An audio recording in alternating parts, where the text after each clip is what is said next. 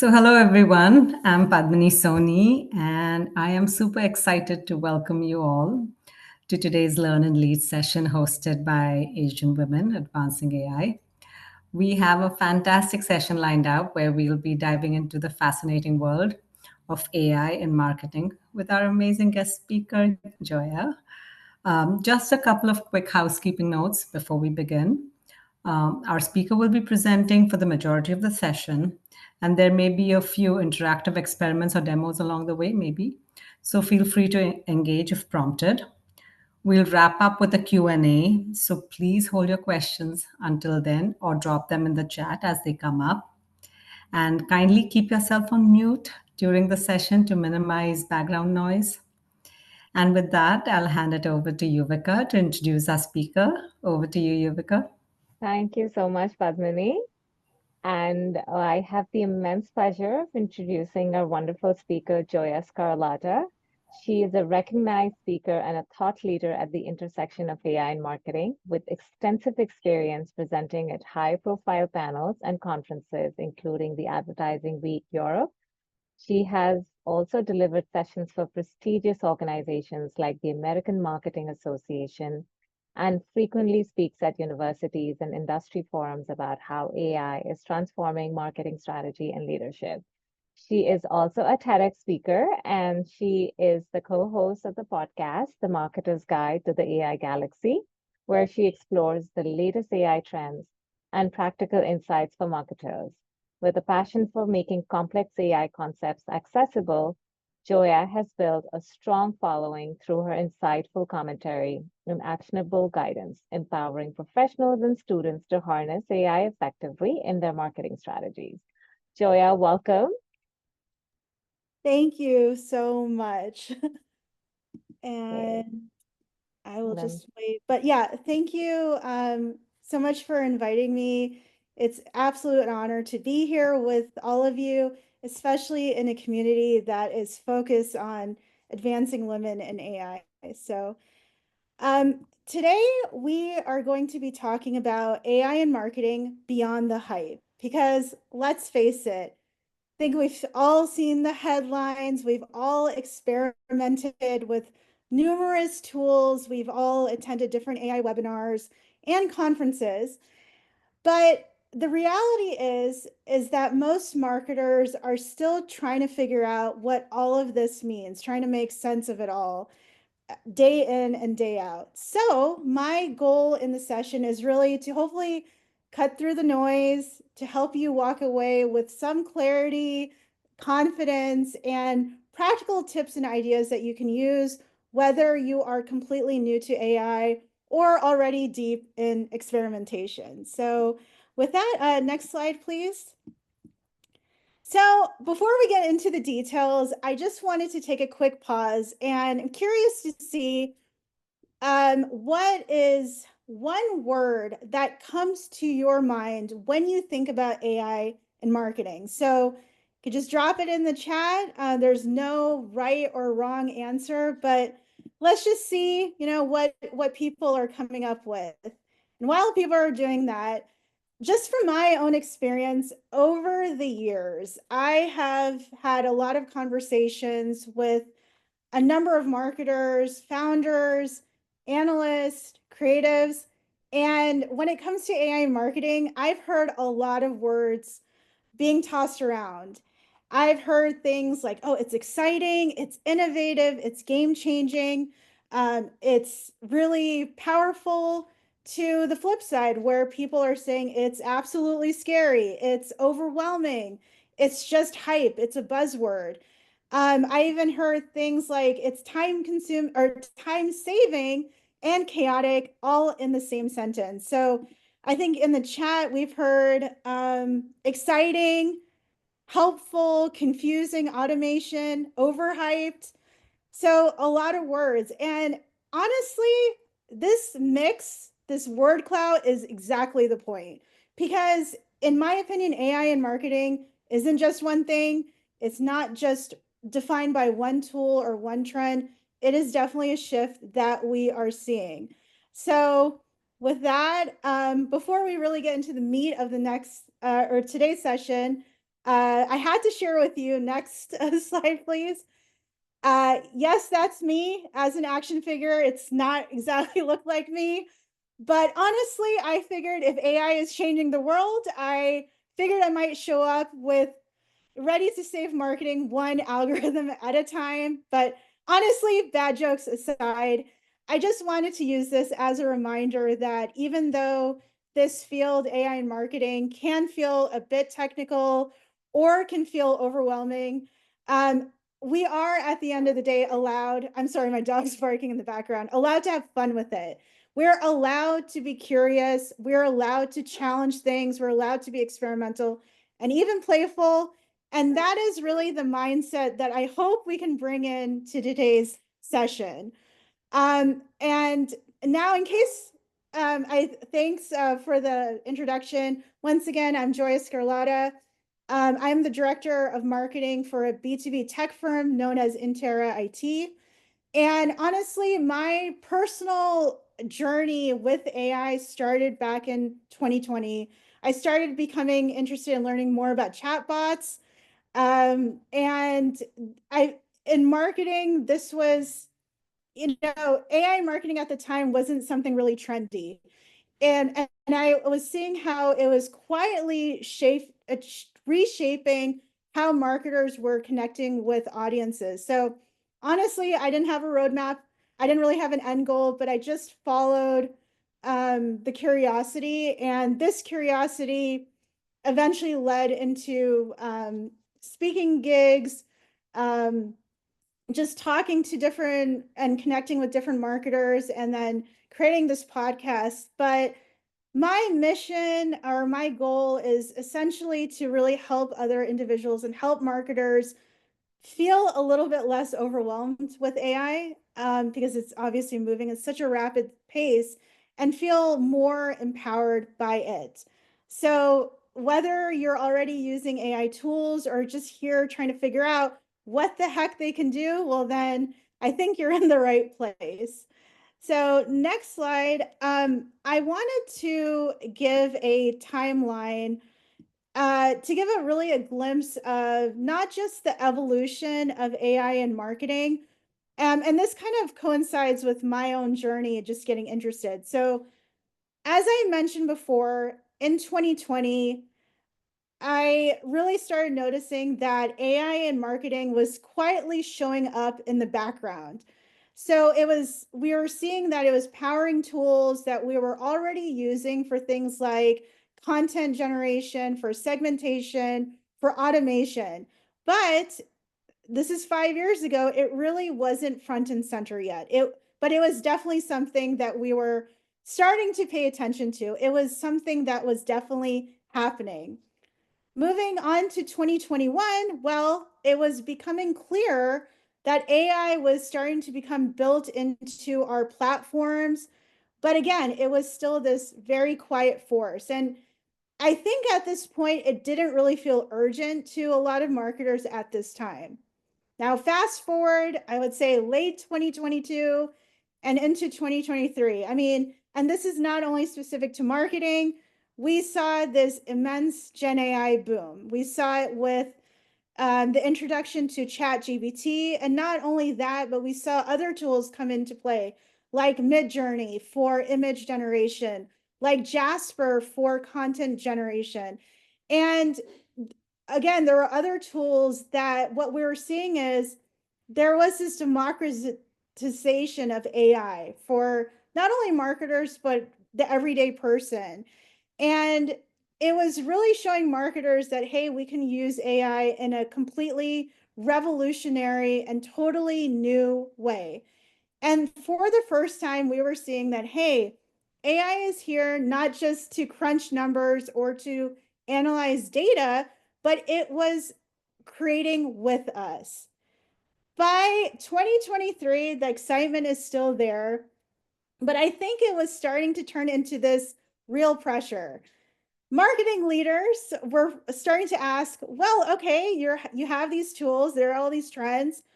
What's our AI strategy going to be? How are we going to start integrating these tools into our existing, or how do we create a new marketing strategy?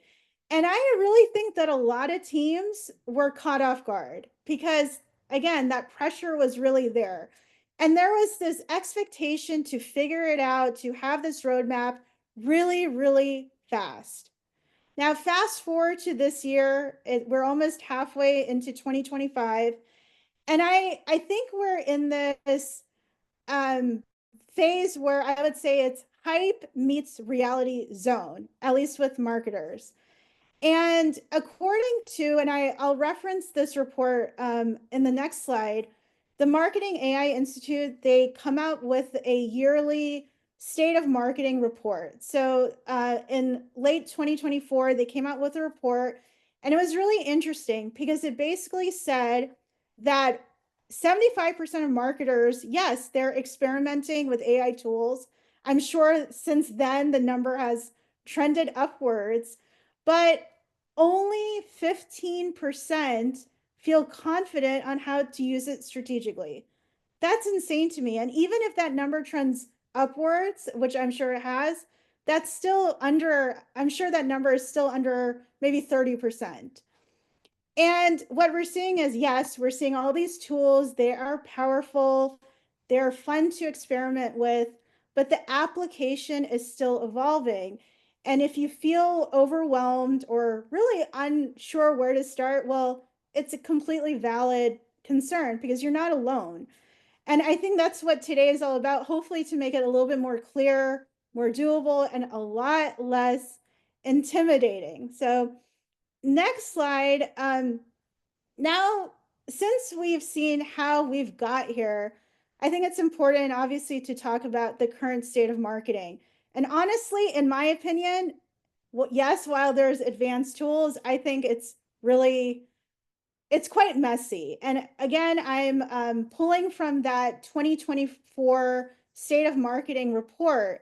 And I think if you look at the quote on the left, it really summarizes what executives or what management or even or marketing leaders are experiencing. There is this pressure to build AI roadmaps, but they're also facing, in doing so, major challenges. There's a lack of AI savvy talent. They're working with legacy systems at times. They're dealing with privacy and ethical concerns. And then again, there's just the sheer number of tools that they have to choose from. And I've seen this firsthand. I've seen there's pressure sometimes from management, from C-suite to quote unquote do something with AI. But a lot of marketers don't really feel equipped or supported to do it well or to do it strategically. So when you look at the right, I think these are, in my opinion, the 6 biggest reasons why I think AI still feels a little bit confusing or unclear in 2025. Again, I know I'm really emphasizing this, but one is tool overload. It is great to experiment. There are so many tools out there, but it does feel like maybe there's a pressure to start adopting the next shiniest thing, to adopt the next tool. And as we see, it changes daily, it feels like. The second is no clear entry point. There are a lot of people that may not know exactly where to begin. They may view AI as this mysterious magic wand that they could just wave and everything will seem better. The third point, which I personally feel a little bit passionate about, is minimal training.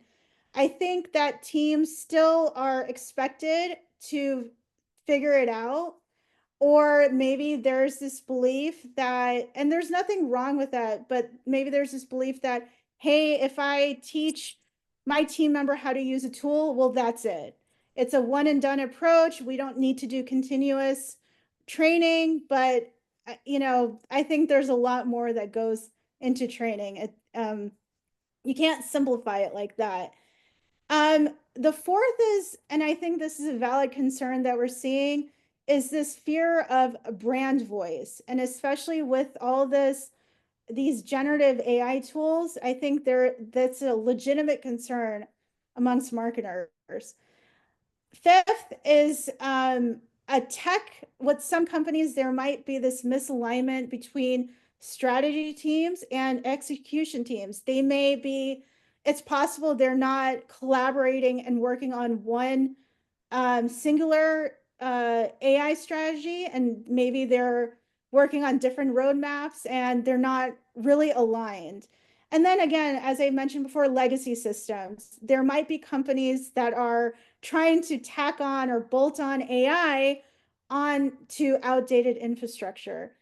And yet, these are just some of the challenges. There are plenty more. And that's not to say to discourage people, but what's fascinating, and we're seeing it across different industries, is that the potential is still massive. We are definitely at a turning point where understanding these challenges and these roadblocks can actually help us clear them. And that's where we're headed next. So having said that, let's take a look. I think, yeah, next slide, please, of what's really gaining traction, at least in my mind, where teams are experimenting, where they're investing and really paying close attention this year. And you could probably add a lot more, but I'm just kind of simplifying it or highlighting 5 main points. The first one, AI agents. Obviously, this is not specific to marketing. We are seeing it. A lot of people are talking about it. They're excited about it. And when it comes to marketing, this probably warrants a completely separate session on AI agents, but essentially it just goes beyond simple prompting. We are seeing tools emerging that really can take multi-step actions. So they can do things like set up A/B testing, they can draft emails, they can draft content, they can update CRM entries, and even report results. And what's special about this is all without really constant human intervention or handholding. So you can view them as autonomous marketing partners that are operating in super speed. The second is image and video generation. I mean, it's been there, but they are, as we see, advancing at such a rapid rate. We saw with Open AI's new image generator, even things like, updates to Midjourney or Sora for text to video.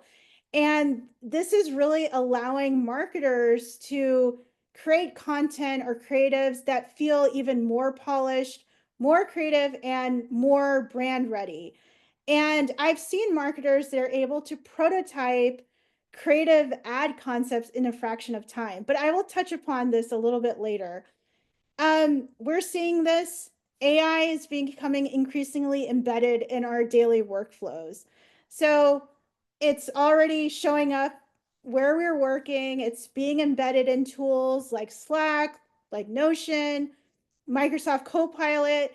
And we're seeing that these tools are no longer just viewed as productivity platforms. Again, they're co-pilots. They're doing things like summarizing meetings. They are generating drafts. They are suggesting action items. So, and I think this will increasingly become further embedded and change the way or transform the way that we work on a daily basis.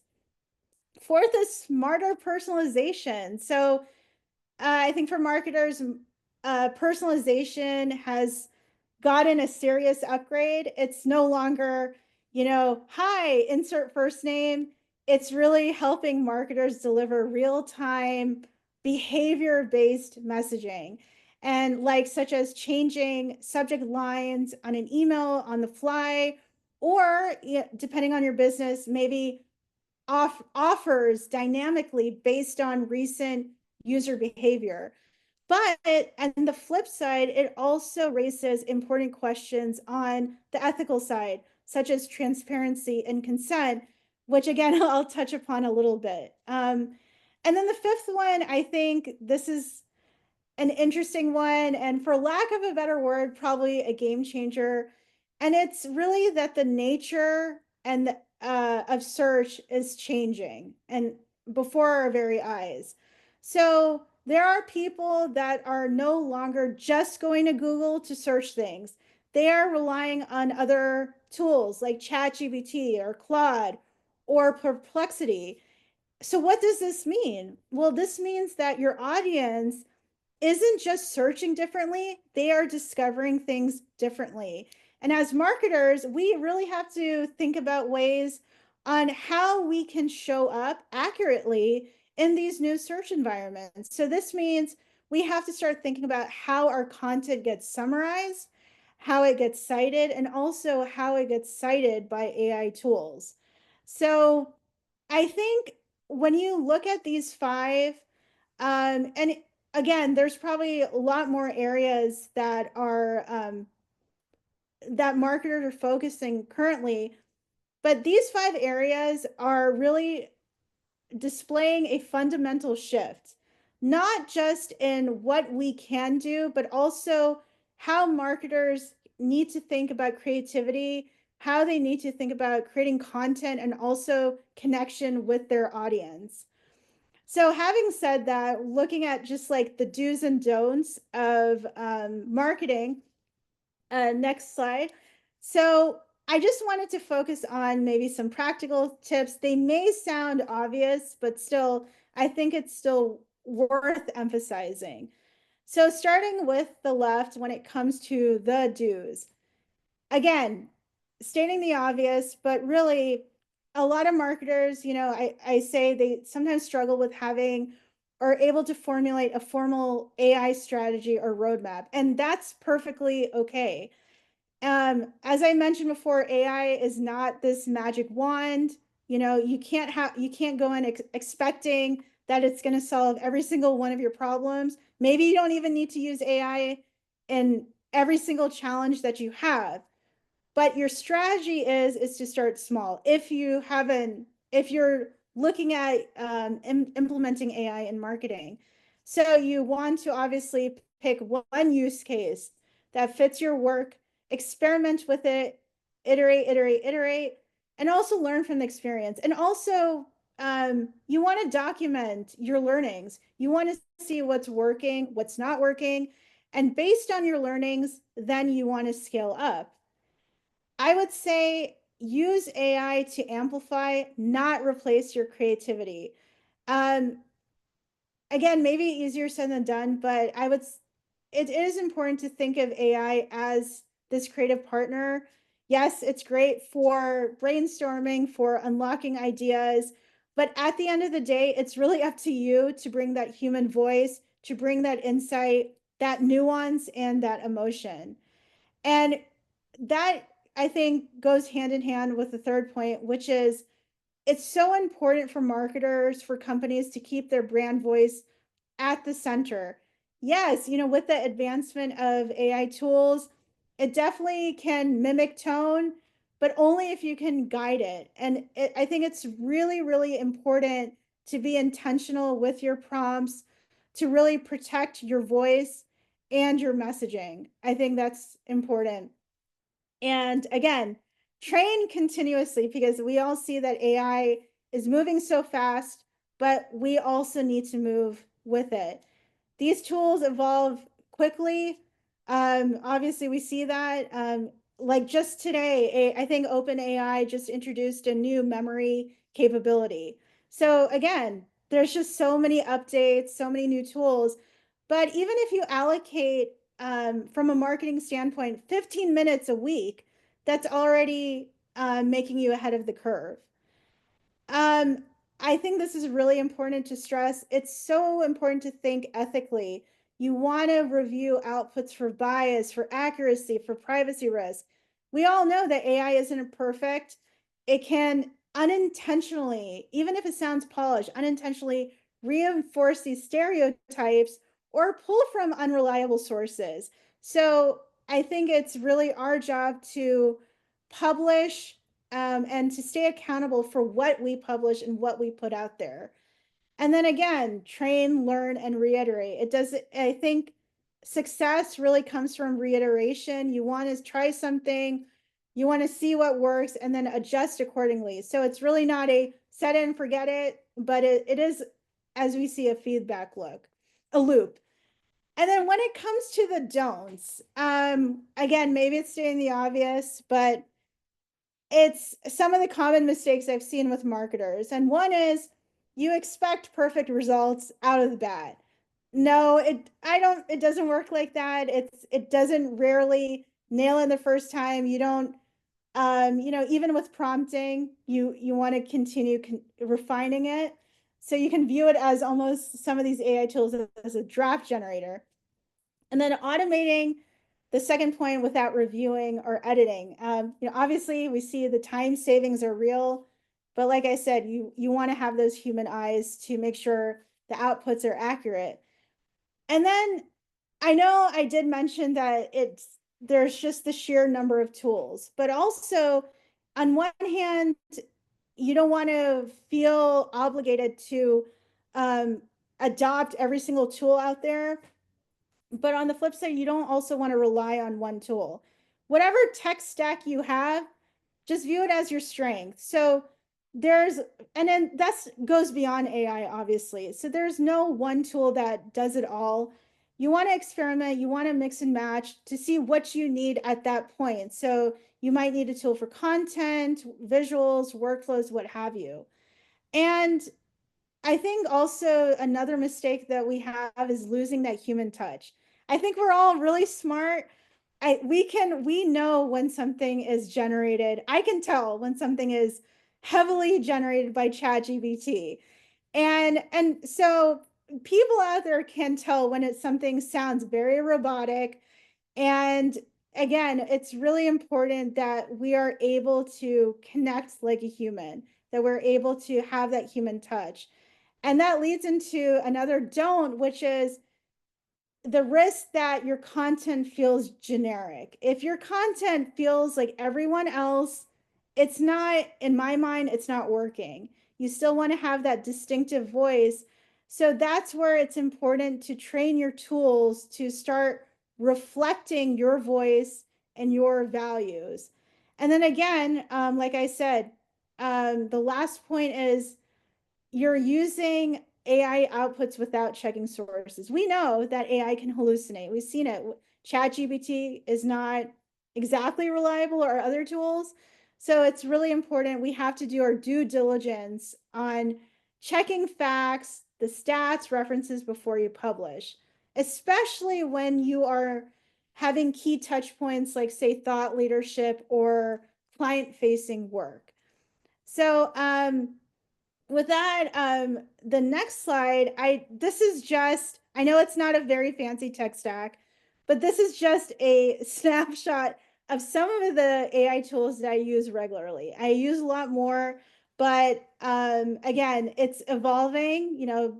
There might be tools that I find necessary depending on what project I'm working on or what use case, but just quickly going through it. So I'm a huge fan of Claude. I love Claude, but I use it also with ChatGPT personally for things like brainstorming ideas, writing copy, simplifying, say, complex concept or reports. And to me, it's like having a creative partner on demand. I love Canva, but obviously, like, and there's a lot of similar tools to Canva. So it's not a revolutionary tool, but the AI tool or the AI feature is really helpful for me to really get quick visuals out the door, especially when it comes to, say, creating carousels or content for LinkedIn. And then I know there's so many note-taking apps like Otter AI or whatnot, but I occasionally use it for capturing and summarizing meetings.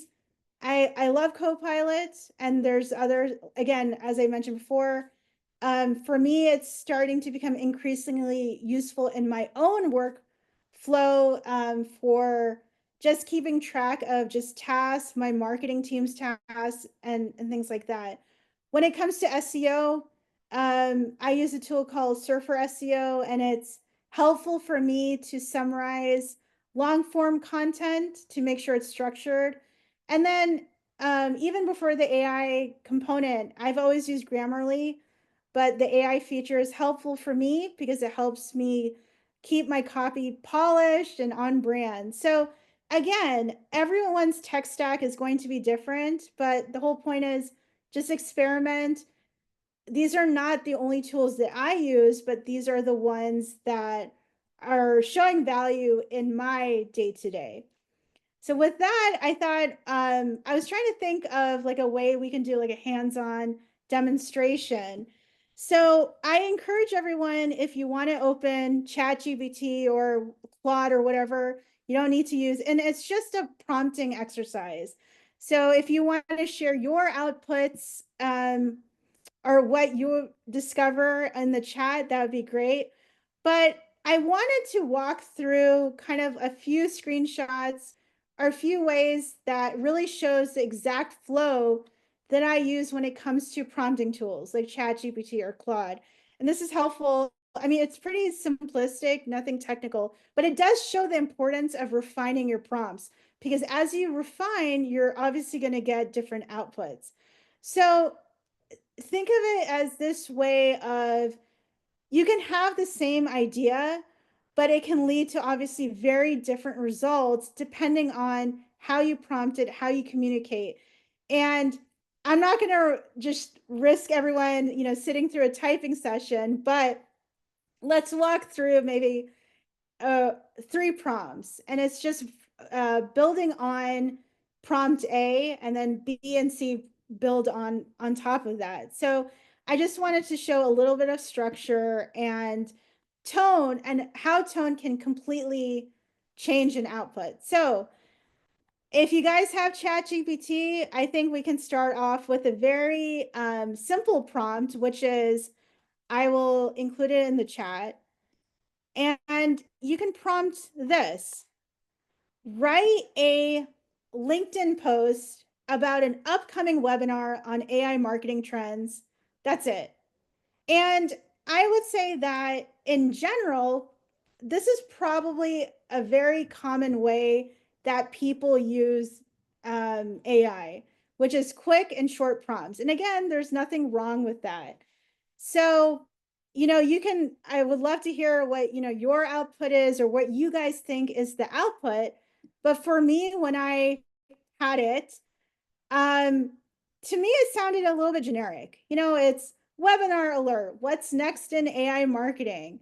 Just a very, basic introduction. The fact that AI landscape is evolving fast.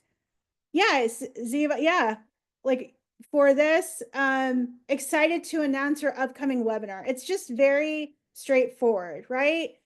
And then here, even on mine, it's just, this is what you're going to learn, yada, yada, yada, the date, the time, where.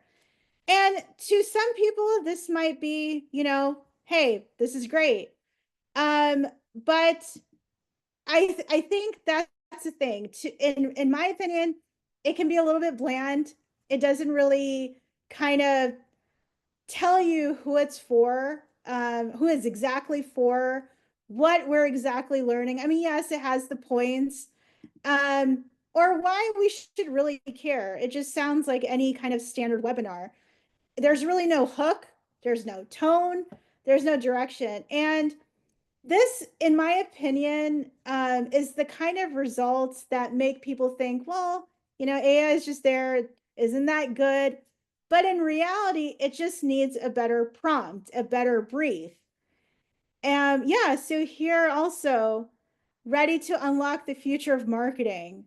So again, it sounds standard. So let's maybe continue with the next prompt. We're going to add on to this. We're going to refine the prompt.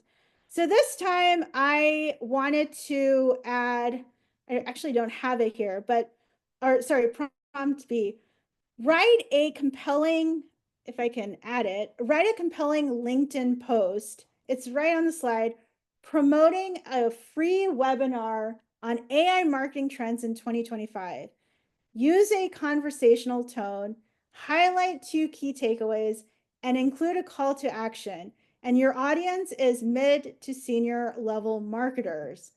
So what have I done with this prompt? I think I've given it a little bit more to work with. I've became a little bit more specific with the audience. I'm saying that the tone should be conversational, and I'm even including the type of content that I want. I want 2 key takeaways and I want a strong call to action. And you can see while you're playing around with it that the difference in your mind, it's immediate. The output feels a little bit more like you want to post it, a little bit more conversational, a little bit more catchy. It's probably got a little bit more structure. It's starting to get voice. It's starting to take shape, and it's starting to direct to the right audience. And this, it's worth saying, this is really where the value of AI shows up. It's not in the tool itself, it's how you guide it, how you prompt it. And so, I mean, I'll open it to the floor. I have one more prompt, but is there any difference that you guys see between A and B, or like how you guys are prompting, like with a little bit more, making it a little bit more specific? Maybe it's a little bit more compelling. And of course, there's a lot more ways that you can improve upon it.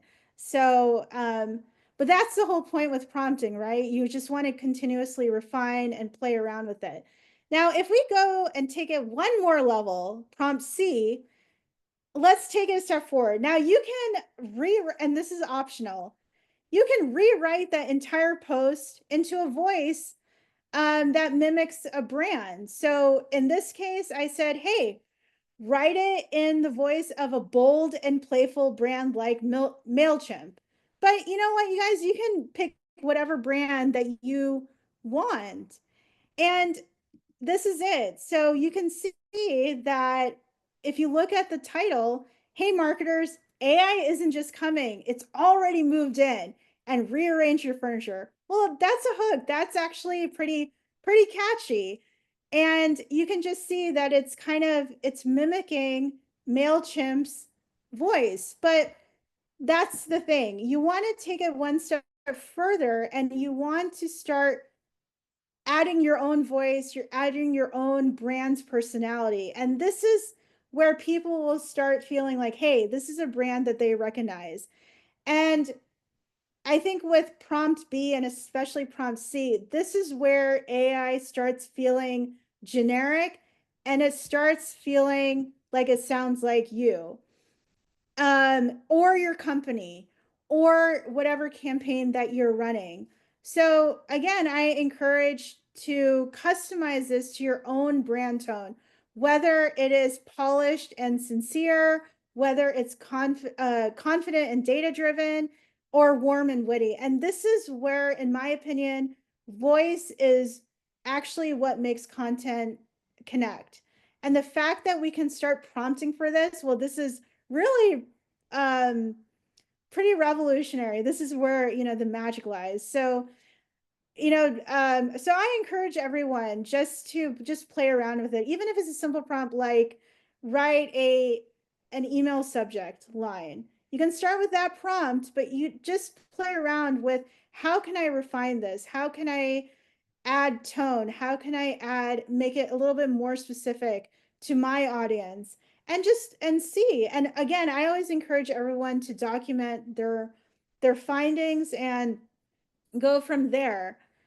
But I wanted to just take a little bit of time with just the next slide, which I think is, I wanted to touch upon a subject that I think should be front and center, not only in marketing, but just across different aspects of AI, which is the ethical part of it.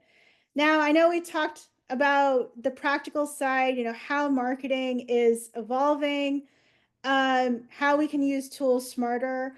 But, and I know this is so cliche to say, but with all this power does really come responsibility. And especially in marketing, this is so important because this is where things really create that public perception. Now, I think we've all seen it. I told you before, you know, we've seen the new image generator.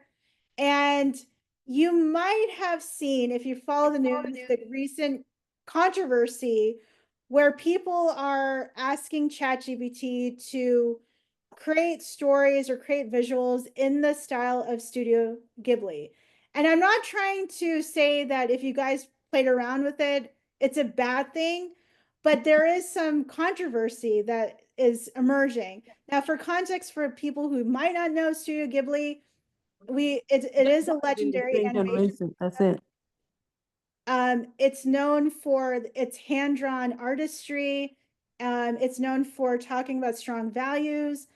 And I have to admit, it was pretty fascinating to see these AI generated versions. They are definitely convincing, and there's so many images out there. But in one way, that is part of the problem, right? Because a lot of fans of Studio Ghibli, a lot of artists and critics, There's a bag in there? Yeah, just throw it Hi, away. can you guys keep your microphone on mute? Sorry. Oh, they are responding with concern. And I would say this concern is valid because it is, like I said, it is fun to experiment, but in one way you can say that these AI outputs, no matter how visually stunning or similar, it's lacking, I guess you can say, or what critics are saying, the soul, the intent, the permission. That's really important.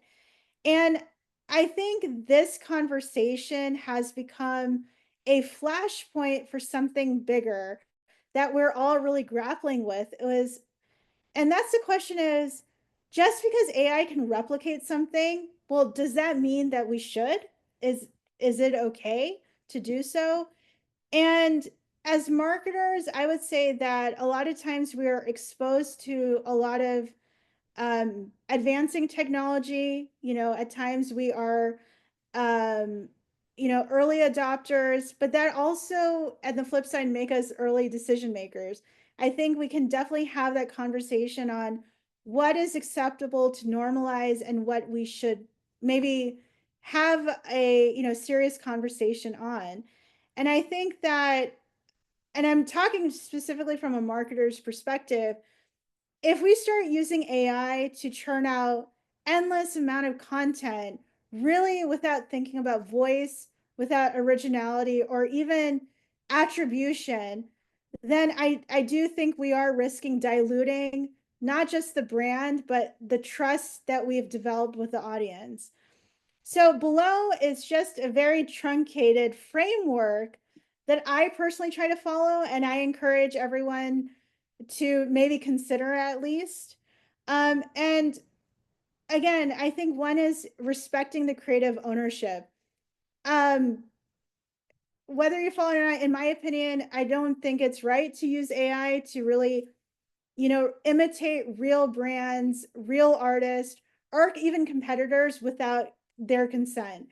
And that's just, in my mind, not innovation. It's fascinating to see these AI tools be advanced, but in one way, it is plagiarism, just with extra steps. And I mentioned this before, it's really important for us to do our due diligence to audit for bias and misinformation.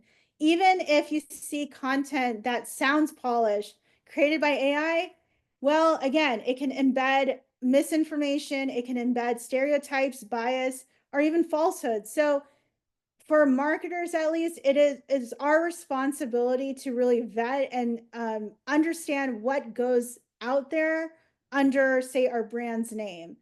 And then be transparent, I think, where it matters. I'm not saying you have to label every single thing and say this is AI generated. But I think in the key touch points, if possible, I think it does help to build that trust when you say, hey, maybe AI helped draft this, but I've guided and I've refined this. Um, and again, I think, this is just a conversation that is still worth continuing to have and worth having, that we think about every, for all of us. Because the reality is, I think that, AI is moving again at such a rapid pace, but I think the ethical discussion or having the necessary guardrails, it's hasn't caught up yet. But so it's just something to keep in mind. But the next slide, I just wanted to wrap up with this image. I know it's cut off at the top, and it's not because it's just fun or flashy, because I feel like this is how it captures how we feel about AI in marketing right now. In my mind, it's bold, it's moving rapidly, it's chaotic, but it's also full of possibility. I think it is something really intriguing. I mean, like I said, from my own personal experience, it's really, really fascinating to see how much it has evolved or transformed the marketing industry in the last 5 years. And I think this whole entire conversation around AI, what's hype, what's a myth, what's real, what's coming next? Yes, it's a lot to take in. I admit, sometimes I feel like maybe I should just take, a step back. But I think we all need to remind ourselves that you don't need to master everything overnight. You just have to work with, what works for you. And again, that means just taking one step forward, whether it's trying a new tool, whether it's refining a prompt, or even talking to your team about a smarter use case. And that's really, I think, how we can move from hype to action. And for marketers out there, I think as we move forward, just remember, I know the industry can seem a little bit scary, especially with all these advancements, but at least right now, at the end of the day, you are still the strategist. AI is here to help us scale ideas at a rapid rate, but not to replace them. So still, your creativity, your voice, and your intent, that is still the differentiator that makes, all the difference. So with all of that, thank you again for having me here. And I think let's just keep talking about this shift together and working on it, leading it together. So thank you. Thanks, Joya. That was brilliant. Thank you so much. Uh, I don't know if we have any questions in chat.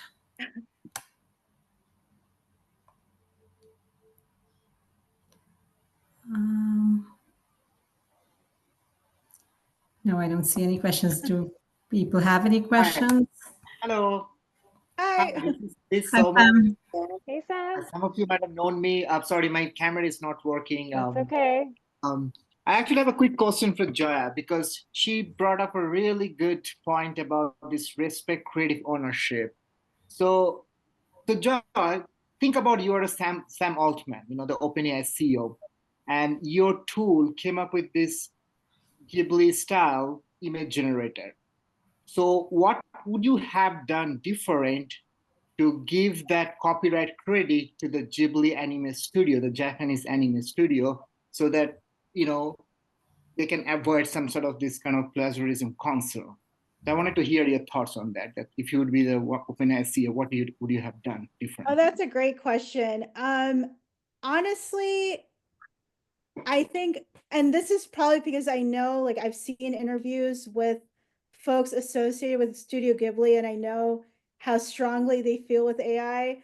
I probably wouldn't even introduce it. I think, and again, maybe that's controversial, but and not I think in short, I wouldn't have introduced it. I mean, it's so similar, but I think this leads to, maybe other tools may offer, similar styles and things like that. And I think this is just a conversation that is really important to have, because where does it stop? If it's not just imitating, say, this studio, it's probably gonna, I mean, and I think that discussion of, does it really replicate a certain art form?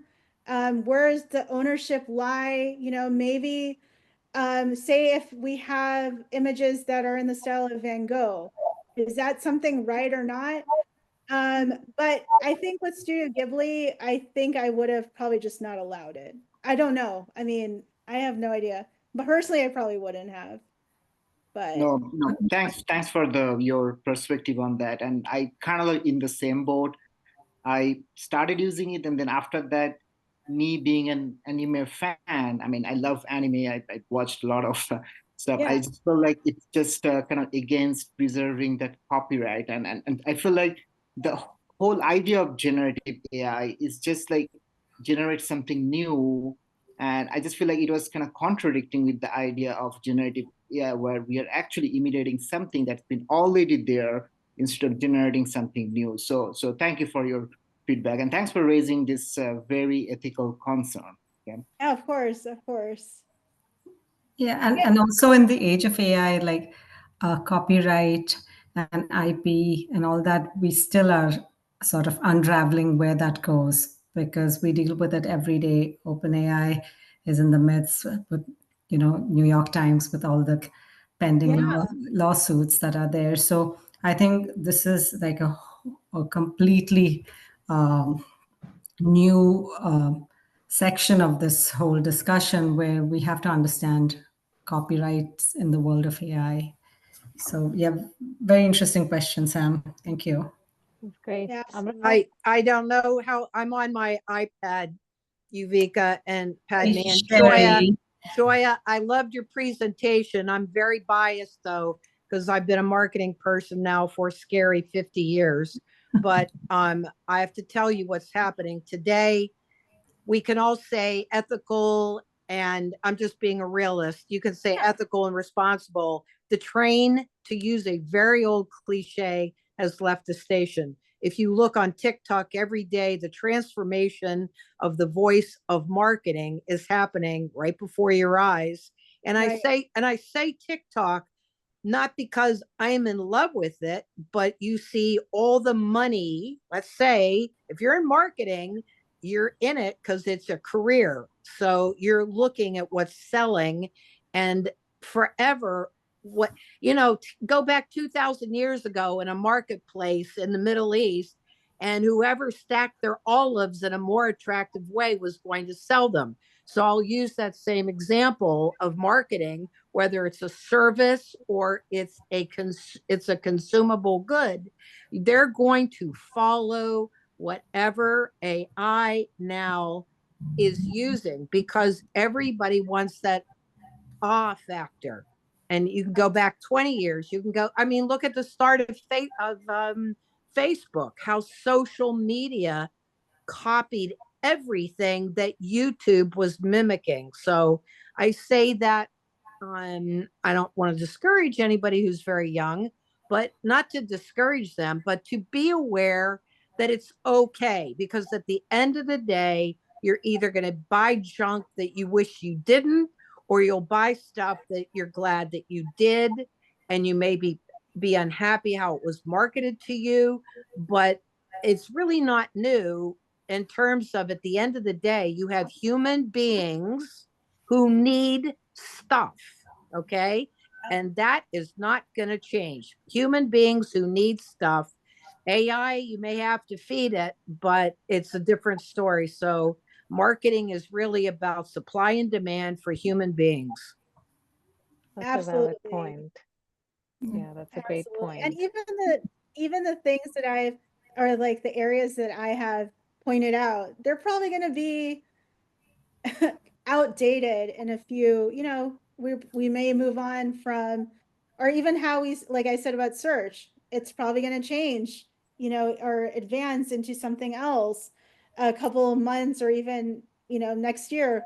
We have this conversation next year. I'll be curious to see, how much has changed. Maybe AI agents or something like that. It may evolve into something completely different or new. So, but yes, I do agree. Marketing at the end of the day, it is supply and demand. So it's just how AI right now is facilitating that. Yeah.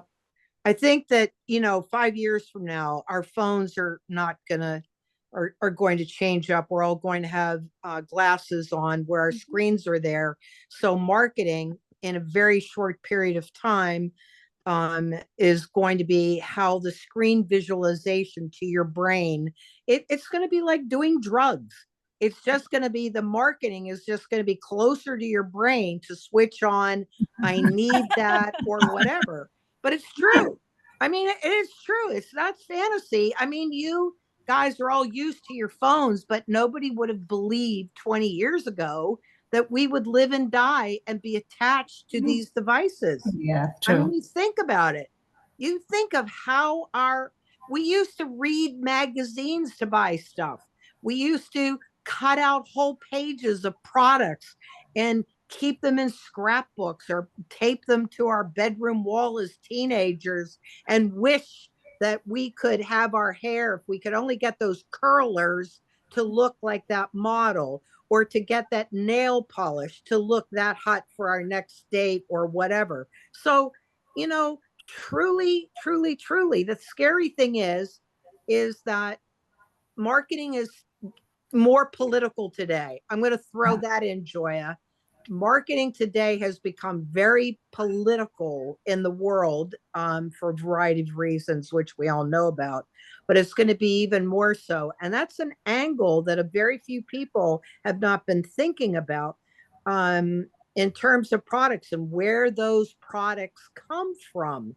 We've taken it for granted that if we wanted cheap electronics to be from China, but think of how the marketing world's going to shift after what's just happened in the last couple of weeks, of things that'll change maybe how our perception is of goods and services from other parts of the country that we've never owned before.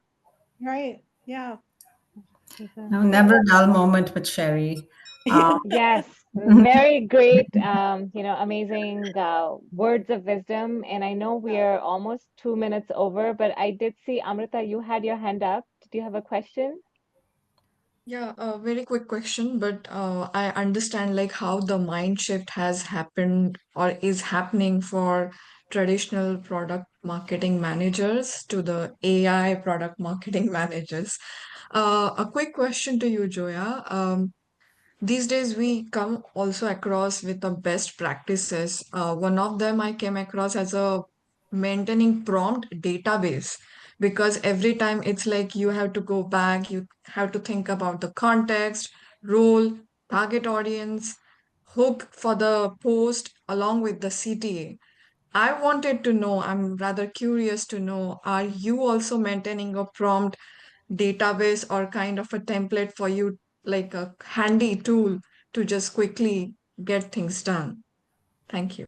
Yeah, no, that's a great question. So I'm gonna be honest. For for whatever reason at the beginning, I was a little bit not necessarily against, I guess I was a little hesitant creating a prompt library because I guess in my mind, I I guess I thought it's like, okay, um, what if I came from the mindset of a prompt that might work for one person may not necessarily work for me. I might get completely different outputs. I mean, like you can even see right here. I mean, we're seeing almost the same structure, but if people are using the exact same prompt, they're still getting maybe the language is a little bit different and stuff like that. I do think it's really interesting to see how prompts are being structured for sure, like that exercise I gave. So I don't have a prompt library per se that like, okay, if I'm writing an email copy, this is exactly the input I'm going to have. But I think it's more like my library is just like, it's more like a checklist. Like if I'm going to be writing this, these are the things that I'm going to be considering while I feed in a prompt or something. So, Yeah, um, maybe in the prompt which you mentioned at C prompt, do you think adding role uh, would also be helpful? yes, Yes. absolutely. Yes. Yeah.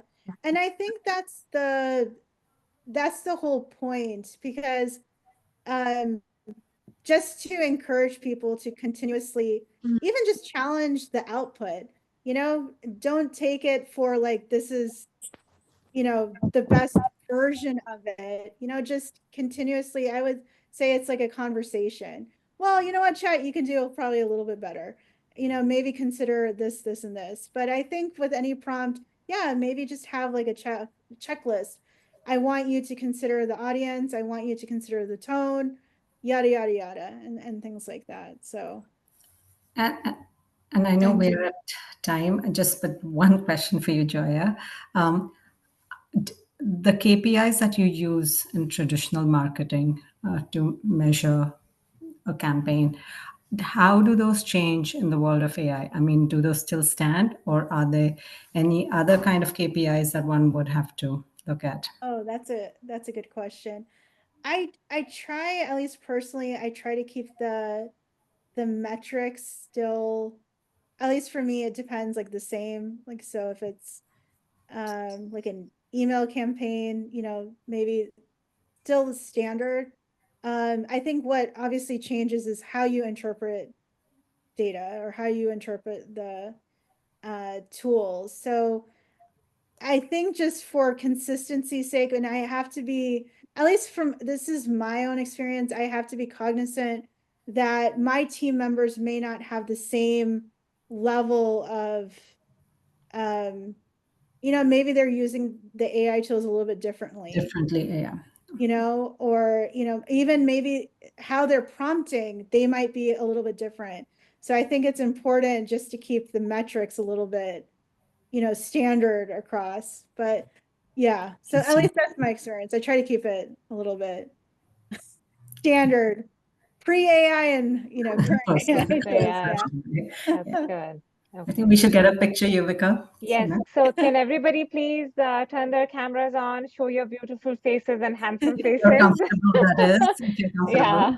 Oh, look, all of you. Come on, few more. If not, no worries. You know, if you can, that'll be great. Hey, good, Sam, we see you. Awesome. Yay. Woohoo. Neva, come on. Okay. Yeah. I Oh, think there you are. Awesome. All right, let's go. did someone capture? I didn't. I was just smiling. I got it. Yeah. Okay. Awesome. Awesome. Thank you so much, everybody.